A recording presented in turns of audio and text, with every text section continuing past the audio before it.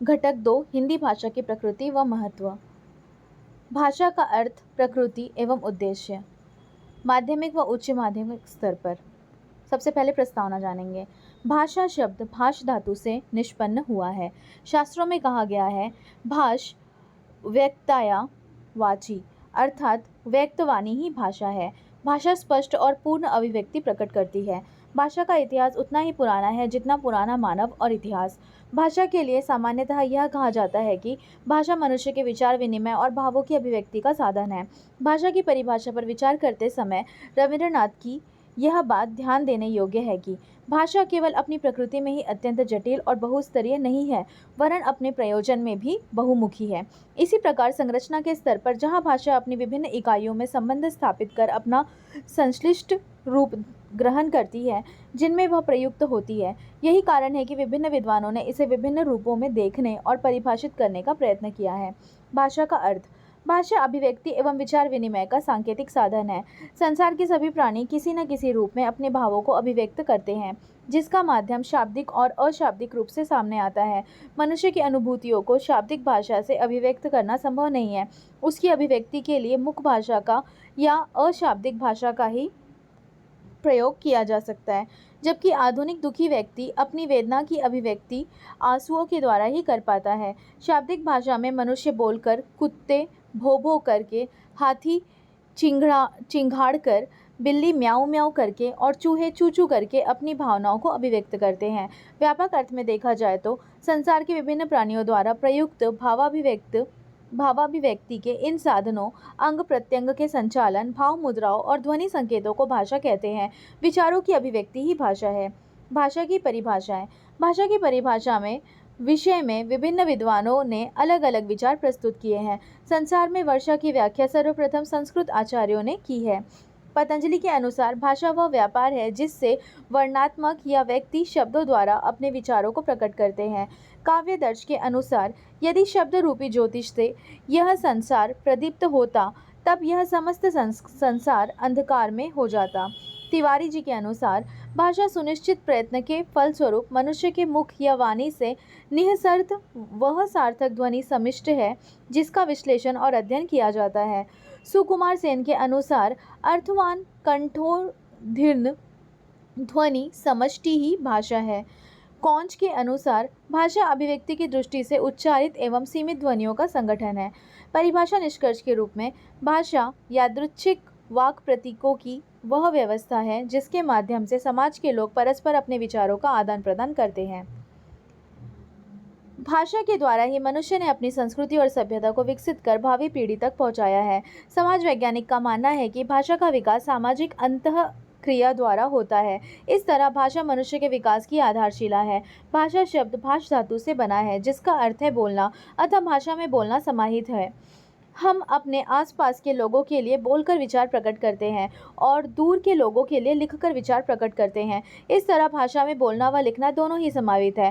भारत में बहुत सारी बोलियां बोली जाती है, जैसे बघेली, कुमायूनी, गढ़वाली, मेवाती, ब्रज व अवधी इत्यादि। मौखिक अभिव्यक्ति के लिए प्रत्येक क्षेत्र में उस क्षेत्र की बोली का प्रयोग होता है, परंतु लिखित रूप में भाषा का ही प्रयोग किया जाता है। समय के अनुसार बोलियां विकसित तौर पर भाषा का रूप धारण कर लेती है। इस तरह भाषा बिना हम शिक्षा के किसी भी क्रियाकलाप की कल्पना नहीं कर सकते, इसलिए भाषा शिक्षण का महत्व अपने आप में बढ़ जाता है। भाषा संस्कृति का आधार, साहित्य का आधार, सामाजिक प्रक्रिया का आधार, मनुष्य के चिंतन का माध्यम व संप्रेषण का भी आधार है। भाषा से ही हमारा बौद्धिक, मानसिक, संवेगात्मक व सामाजिक विकास हुआ है। इस तरह से भाषा से ही मनुष्य का विकास हुआ है। अब जानेंगे भाषा का स्वरूप अथवा प्रकृति, नेचर ऑफ लैंग्वेज। भाषा की प्रकृति निम्न प्रकार से है। पहला, भाषा अर्जित संपत्ति है। दूसरा, भाषा सामाजिक वस्तु है। तीसरा, भाषा परंपरा है। भाषा परंपरा है, व्यक्ति उसका अर्जन कर सकता है, उत्पन्न नहीं। चौथा, भाषा का अर्जन अनुकरण द्वारा होता है। पांचवा, भाषा चिर परिवर्तनशील है। छठवां, भाषा पैतृक संपत्ति है। सातवां, भाषा का कोई अंतिम स्वरूप नहीं है। आठवां, सभी भाषाओं की एक भौगोलिक सीमा होती है। नौवां, प्रत्येक भाषा की एक ऐतिहासिक सीमा होती है। 10वां, प्रत्येक भाषा की अपनी संरचना अलग होती है। 11वां, भाषा की धारा संभवतः कठिनता से सफलता की ओर जाती है। 12वां, प्रत्येक भाषा का स्पष्टता व अस्पष्टता एक मानक रूप होता है। अब जानेंगे भाषा के उद्देश्य। मातृभाषा जीवन के समस्त क्रियाकलापों के संचार की भाषा है। अतः उसके शिक्षण के उद्देश्य भी व्यापक होंगे। सुनकर समझने, बोलने, पढ़ने और लिखने की दक्षता प्रदान करना भाषा शिक्षण का प्रमुख उद्देश्य है। माध्यमिक स्तर पर मातृभाषा शिक्षण के उद्देश्यों का निर्धारण हम निम्न आधारों पर कर सकते हैं। इन्हें हम अपने शिक्षार्थियों में व्यवहारगत परिवर्तन अर्थात मातृभाषा हिंदी की विभिन्न विधाओं के शिक्षण के पश्चात विद्यार्थियों के व्यवहार में अपेक्षित परिवर्तन के रूप में व्यक्त करेंगे। मातृभाषा बालक अपने परिवेश में सदा सुनता रहता है अतः उसके लिए यह स्वाभाविक प्रक्रिया है, किंतु अन्य भाषा के रूप में हिंदी का श्रवण स्वाभाविक प्रक्रिया के रूप में नहीं होता। द्वितीय भाषा के रूप में हिंदी शिक्षण में हमें शिक्षार्थियों के श्रवण कौशल के विकास पर बल देना चाहिए ताकि वे सुनी हुई हिंदी को शुद्ध रूप से बोल सके तथा अपना उच्चारण शुद्ध कर सके। द्वितीय भाषा के रूप में हिंदी के शिक्षण में भाषा पक्ष के शिक्षण पर बल देना चाहिए, साहित्य के शिक्षण पर नहीं। प्रथम भाषा एवं द्वितीय भाषा के शिक्षण उद्देश्यों में अंतर होना स्वाभाविक है। प्रथम भाषा मातृभाषा है। अहिंदी भाषी प्रांतों में हिंदी द्वितीय अथवा तृतीय भाषा के रूप में पढ़ाई जाती है। मातृभाषा बालक की मानसिक एवं भावनात्मक रचना का आधार एवं साधन है। अतः मातृभाषा में हमें साहित्यिक सौंदर्य का बोध, नैतिक मूल्यों का उत्कर्ष एवं व्यक्तित्व विकास करते हैं, परंतु द्वितीय भाषा के उद्देश्य मूलतः कौशलात्मक, ज्ञानात्मक, सौंदर्य बोधात्मक, रचनात्मक और अभिरुचियात्मक उद्देश्यों तक ही सीमित रहते हैं। अहिंदी भाषी प्रदेशों में हिंदी अपने जीवन की आवश्यकताओं की पूर्ति के लिए नहीं सीखी जाती, वरन देश के अन्य अहिंदी भाषी राज्यों से संपर्क स्थापन के लिए एवं अखिल भारतीय स्तर पर व्यवहारिक संपर्क साधने के लिए ही सीखी जाती है। कुछ विचारकों का मत है कि प्रथम भाषा एवं द्वितीय भाषा शिक्षण में भाषाई कौशल का क्रम मातृभाषा के क्रम से भिन्न हो जाता है। द्वितीय भाषा में पढ़ने का अभ्यास होने पर ही बोलने का अभ्यास हो पाता है, अतः पढ़ना और बोलना एक साथ हो पाता है। द्वितीय भाषा में पठन कौशल पर विशेष बल देने की आवश्यकता है। द्वितीय भाषा के शिक्षण में अर्थबोध महत्वपूर्ण उद्देश्य है। अब जानते हैं माध्यमिक स्तर पर हिंदी भाषा के उद्देश्य। माध्यमिक स्तर पर हिंदी भाषा के उद्देश्य प्रथम भाषा के रूप में हिंदी पढ़ने वाले और द्वितीय भाषा के रूप में हिंदी पढ़ने वाले दोनों बालकों के संदर्भ में तैयार किए गए हैं। पहला, किसी भी नई रचना अथवा किताब को पढ़ने समझने की जिज्ञासा व्यक्त करना। दूसरा, समाचार पत्रों पत्रिकाओं में दी गई खबरों बातों को जानना समझना। तीसरा, विभिन्न सामाजिक सांस्कृतिक मूल्यों के प्रति अपने रुझानों को अभिव्यक्त करना। चौथा, पढ़ी सुनी रचनाओं को जानना समझना व्याख्या करना अभिव्यक्त करना। पाँचवां, अपने व दूसरों के अनुभवों को कहना सुनना पढ़ना लिखना मौखिक लिखित सांकेतिक रूप में।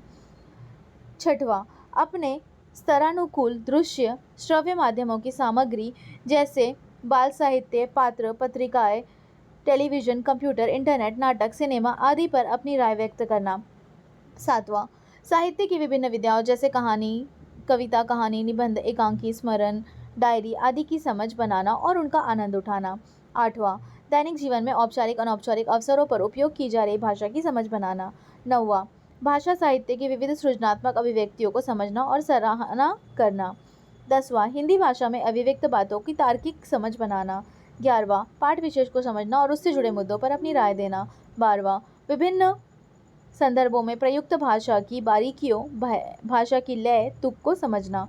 13वां, भाषा की नियमबद्ध प्रकृति को पहचानना और विश्लेषण करना। 14वां, भाषा के नए संदर्भों परिस्थितियों में प्रयोग करना। 15वां, अन्य विषयों जैसे विज्ञान, गणित, सामाजिक विज्ञान आदि में प्रयुक्त भाषा की समुचित समझ बनाना व उसका प्रयोग करना।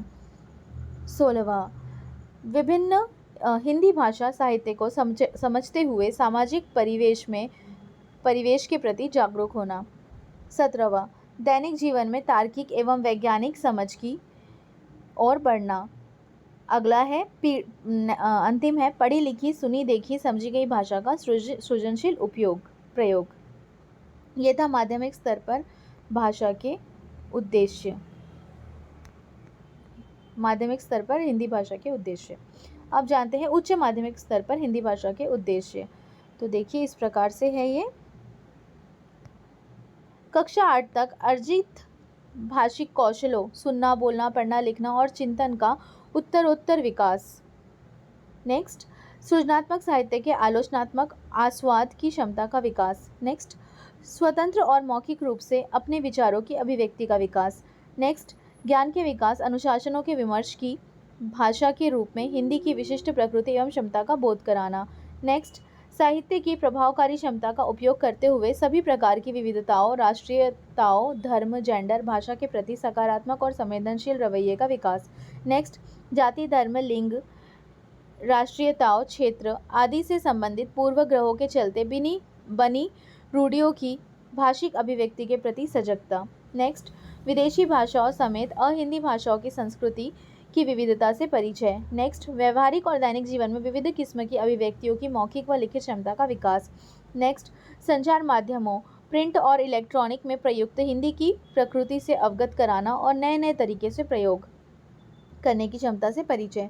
नेक्स्ट, सघन विश्लेषण, स्वतंत्र अभिव्यक्ति और तर्क क्षमता का विकास। नेक्स्ट, अमूर्तन की पूर्व अर्जित क्षमताओं का उत्तरोत्तर विकास। नेक्स्ट, भाषा में मौजूद हिंसा की संरचना की समझ का विकास।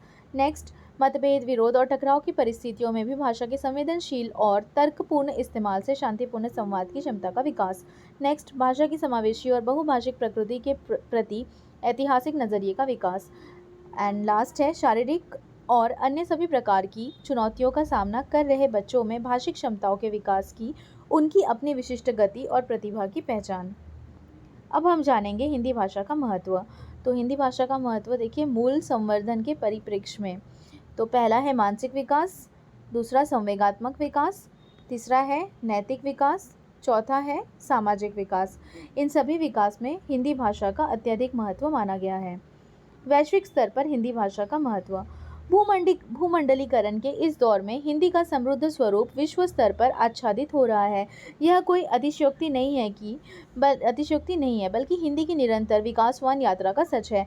पठन, पाठन, व्यापार, मीडिया, विज्ञापन, विदेश नीति, न्याय क्षेत्र, चिकित्सा आदि क्षेत्रों में हिंदी की पकड़ मजबूत हुई है। सूचना एवं संप्रेषण के सशक्त माध्यम के रूप में हिंदी का फलक विस्तृत हो रहा है। हिंदी 22 देशों में करीब 100 करोड़ लोग बोलते हैं, इसलिए इसे संयुक्त राष्ट्र संघ की भाषा के रूप में मान्यता दिलाने का प्रयास किया जा रहा है। 11 से 12 सितंबर 2025 को 10वां विश्व हिंदी दिवस सम्मेलन भोपाल में आयोजित हुआ, जिसका प्रमुख उद्देश्य हिंदी भाषा एवं साहित्य का प्रचार करना, इसे विश्व भाषा के रूप में स्थापित करना, हिंदी को शिक्षा का अग्रणी एवं महत्वपूर्ण माध्यम बनाना तथा विदेशी एवं भारतीय मूल के निवासियों द्वारा अनुसंधान तथा सृजित साहित्य में हिंदी भाषा के प्रयोग को बढ़ावा देना है। यह आवश्यक है कि संयुक्त राष्ट्र संघ में हिंदी को प्रवेश दिलाने के लिए भारत सरकार निश्चित और समयबद्ध कार्यक्रम पर कार्य करे। आवश्यकता इस बात की भी है कि राष्ट्रीय परिदृश्य में हिंदी की स्थिति को और भी सुदृढ़ किया जाए। भाषा अध्ययन अध्यापन में सामाजिक अधिकार। भाषा अध्ययन अध्यापन में सामाजिक आधार। तो हम जानेंगे किस प्रकार से भाषा अध्ययन और अध्यापन के सामाजिक आधार है। तो सबसे पहला आता है सामाजिक आधार में परिवार, दूसरा है विद्यालय, तीसरा है समवयस्क समूह और चौथा है समुदाय, पांचवा है जनसंपर्क माध्यम। तो भाषा अध्ययन अध्यापन के सामाजिक आधार में ये 5 तत्वों का महत्व माना गया है, जिसमें पहला है परिवार, दूसरा है विद्यालय, तीसरा है समवयस्क समूह, चौथा है समुदाय और पांचवा है जनसंपर्क माध्यम। इसके बाद हम जानेंगे हिंदी भाषा अध्यापन के सिद्धांत। तो पहला है अनुकरण का सिद्धांत, थ्योरी ऑफ इमिटेशन। बच्चे अनुकरण द्वारा जल्दी सीखते हैं। बच्चे अपने शिक्षक के बोलने, लिखने, स्वर एवं गति आदि का अनुकरण करके वैसे ही सीखने का प्रयास करते हैं। अतः शिक्षक को स्वयं अपने उच्चारण, बोलने की गति, लेखन शुद्ध तथा स्वच्छ रखना चाहिए। दूसरा, अभिप्रेरणा एवं रुचि का सिद्धांत, theory of motivation and interest. सिद्धांत के अनुसार भाषा तथा उसकी पाठ्य सामग्री के प्रति रुचि उत्पन्न करना आवश्यक है। शिक्षण प्रणालियों का चुनाव बच्चों की रुचि एवं आवश्यकताओं के अनुरूप किया जाना चाहिए। अभ्यास का सिद्धांत, थ्योरी ऑफ प्रिंसिपल। इसके अनुसार व्यक्ति जिस कार्य को बार बार करता है उसे शीघ्र सीख जाता है एवं जिस क्रिया को बहुत समय तक नहीं करता उसे भूलने लगता है। अतः भाषा शिक्षण के समय छात्रों को अभ्यास करते रहना चाहिए। उदाहरण के लिए नए शब्दों को बोलने का अभ्यास करना चाहिए। समन्वय का सिद्धांत, थ्योरी ऑफ कोऑर्डिनेशन। मनोवैज्ञानिकों ने यह सिद्ध किया है कि बच्चे उन विषयों एवं क्रियाओं में अधिक रुचि लेते हैं जिसमें उनके वास्तविक जीवन से संबंधित हो। अतः शिक्षकों पाठ पढ़ाते समय उसे छात्रों के जीवन से जोड़ने का प्रयास करना चाहिए, जिससे छात्र उसे शीघ्र ग्रहण कर पाए। व्यक्तिगत विभिन्नता का सिद्धांत, थ्योरी ऑफ इंडिविजुअल डिफरेंस। प्रत्येक बालक एक दूसरे से भिन्न होता है। कक्षा में छात्रों में व्यक्तिगत विभिन्नता पाई जाती है, इसलिए व्यक्तिगत विभिन्नता को ध्यान में रखते हुए भाषा शिक्षण करना चाहिए। छात्रों की व्यक्तिगत परेशानियों को ध्यान में रखते हुए उनका निवारण करने का प्रयास करना चाहिए। छठवां है क्रियाशीलता का सिद्धांत, थ्योरी ऑफ क्रिएटिविटी। बालक को करके सीखने में आनंद का अनुभव होता है। क्या यह प्रमुख शिक्षा शास्त्री ने जैसे फ्रोबेल, डीवी, मोंटेसरी ने इस सिद्धांत पर बल दिया है। भाषा शिक्षण के समय छात्रों को सतत क्रियाशील रहना आवश्यक होता है। इससे छात्रों की अध्ययन में रुचि बढ़ती है, जैसे कि प्रश्न पूछना एवं मौखिक व लिखित कार्य करना। अब जानते हैं हिंदी अध्यापन के सूत्र। तो शिक्षण सूत्र का अर्थ, मीनिंग ऑफ टीचिंग मैक्सिम्स।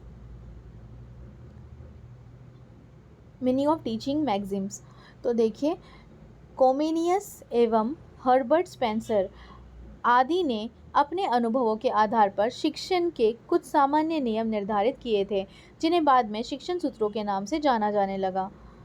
कक्ष में प्रत्येक विषय शिक्षक के सामने महत्वपूर्ण प्रश्न होते हैं, जैसे कि पहला, मूल पाठ का प्रारंभ कैसे किया जाए। दूसरा, शिक्षण कब और किस क्रम में किया जाए। तीसरा, बच्चों का ध्यान कैसे आकर्षित किया जाए। चौथा, पाठ व विषय में उनकी रुचि कैसे उत्पन्न की जाए।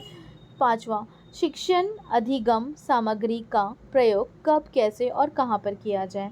शिक्षकों की उपयुक्त कठिनाइयों का समाधान करने के लिए मनोवैज्ञानिकों व शिक्षण शास्त्रियों ने अपने अनुभवों व विचारों को सूत्र रूप में प्रस्तुत किया है, जिन्हें शिक्षण के सूत्र कहा जाता है।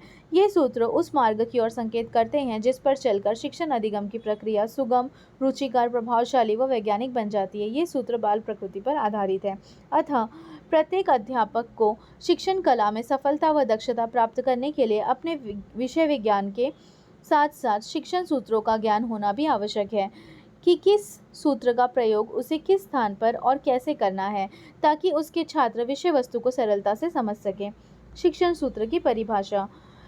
रेमंड के अनुसार शिक्षण सूत्र पथ प्रदर्शन करते हैं जिसमें सिद्धांत से व्यवहार में सहायता के लिए अपेक्षा की जाती है। ऑक्सफोर्ड डिक्शनरी के अनुसार सूत्र एक आम सच्चाई है जो विज्ञान एवं अनुभव से ली जाती है। ये सूत्र अध्यापक को सुचारू रूप से शिक्षण में मदद करते हैं। विशेष रूप से प्रारंभिक कक्षाओं में पठन पाठन की क्रिया आसान हो जाती है, क्योंकि ये सभी सूत्र छात्र को ध्यान में रखकर बनाए गए हैं।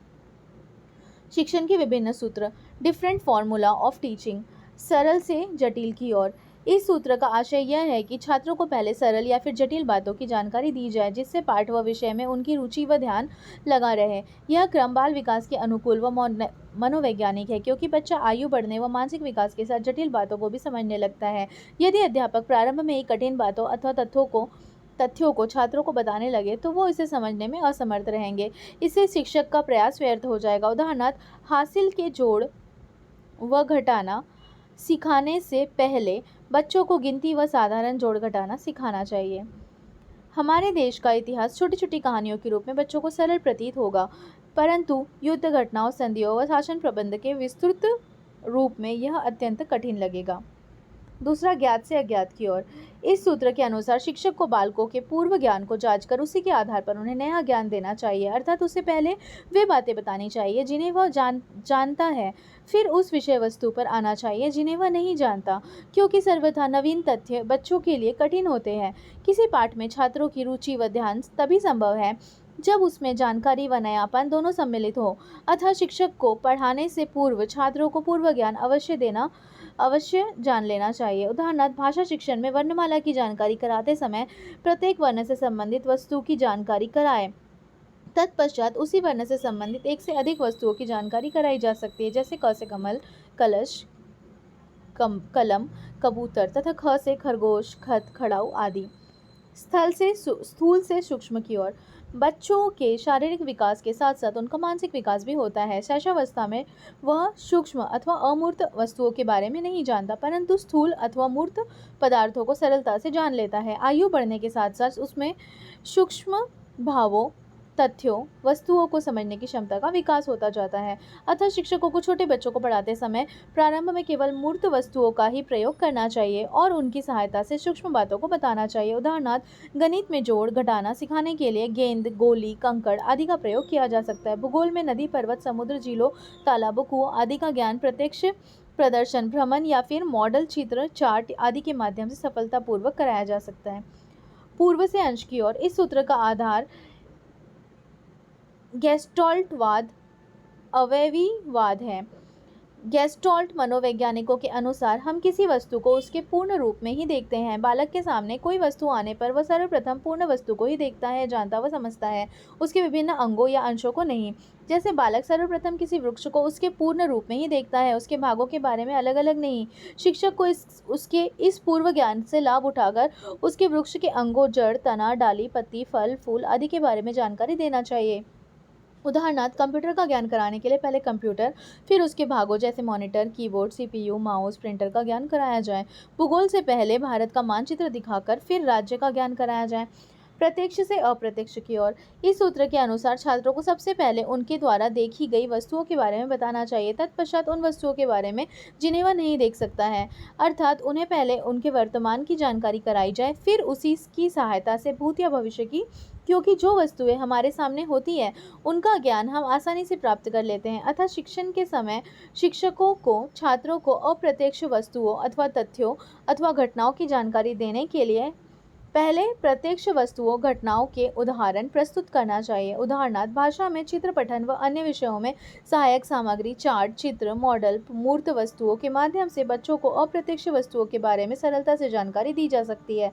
सामाजिक विषय में ग्लोब, मॉडल, चित्र आदि के माध्यम से संसार के विविध भागों के बारे में बताया जा सकता है। छठवां, विशिष्ट से सामान्य की ओर इस सूत्र के अनुसार अध्यापक को छात्रों के सामने पहले किसी प्रकरण से संबंधित कई उदाहरण प्रस्तुत करना चाहिए, फिर उन्हीं की सहायता से सिद्धांत व नियम स्पष्ट करना चाहिए। स्वयं उदाहरण प्रस्तुत करके उन्हें निष्कर्ष निकालने के लिए प्रेरित करना चाहिए। यह सूत्र बालकों को निरीक्षण, परीक्षण, विचार, चिंतन आदि के अवसर प्रदान करता है, अतः इसमें बच्चे रुचिपूर्वक सीखते हैं, जिससे प्राप्त ज्ञान स्थायी होता है। विज्ञान, गणित तथा व्याकरण शिक्षण में यह सूत्र विशेष उपयोगी है। उदाहरणार्थ संज्ञा, सर्वनाम, क्रिया, विशेषण पढ़ाते समय सबसे पहले इनके एक से अधिक उदाहरण प्रस्तुत करना चाहिए, फिर उन्हीं उदाहरणों को समेकित करते हुए इनकी परिभाषा को स्पष्ट करना चाहिए। शिक्षण सूत्रों की शिक्षण में उपयोगिता। शिक्षण के द्वारा ही शिक्षा के उद्देश्यों की प्राप्ति की जा सकती है। शिक्षा का महत्वपूर्ण और अंतिम लक्ष्य छात्रों के व्यक्तित्व का सर्वांगीण विकास करना है। इस दृष्टि से शिक्षण का मुख्य उद्देश्य अधिगम है। छात्रों में अधिगम प्राप्ति को सुनिश्चित करना शिक्षक का प्रमुख दायित्व है। अपने दायित्व के कुशलतापूर्वक निर्वहन हेतु शिक्षक के लिए यह आवश्यक है कि वह शिक्षण की कला में दक्ष व निपुण हो। शिक्षण सूत्र इस कार्य में उसके लिए मार्गदर्शक की भूमिका निभाते हैं। इनके प्रयोग द्वारा वह अपने शिक्षण को सरल, रुचिकर, बोधगम्य व बालोपयोगी बना सकता है। साथ ही इनके प्रयोग द्वारा वह बच्चों को समप्राप्ति को अपेक्षित स्तर तक पहुंचा सकता है। अध्ययन की सफलता हेतु प्रत्येक शिक्षक को इनकी जानकारी व प्रयोग में दक्षता अनिवार्य है। इससे कम समय व श्रम में वह बच्चों को सीखने हेतु प्रेरित करके अपने लक्ष्य को प्राप्त कर सकता है। तो आज हमने हिंदी भाषा का अध्ययन, अध्यापन तथा उसके उद्देश्य, महत्व तथा हिंदी भाषा के माध्यमिक व उच्च माध्यमिक स्तर पर उद्देश्य एवं महत्व का ज्ञान प्राप्त किया। आई होप ये वीडियो आपके लिए हेल्पफुल होगा। अगर ये वीडियो आपके लिए हेल्पफुल है तो प्लीज़ चैनल को सब्सक्राइब कीजिए, वीडियो को लाइक कीजिए और शेयर कीजिए। Thank you. Have a nice day.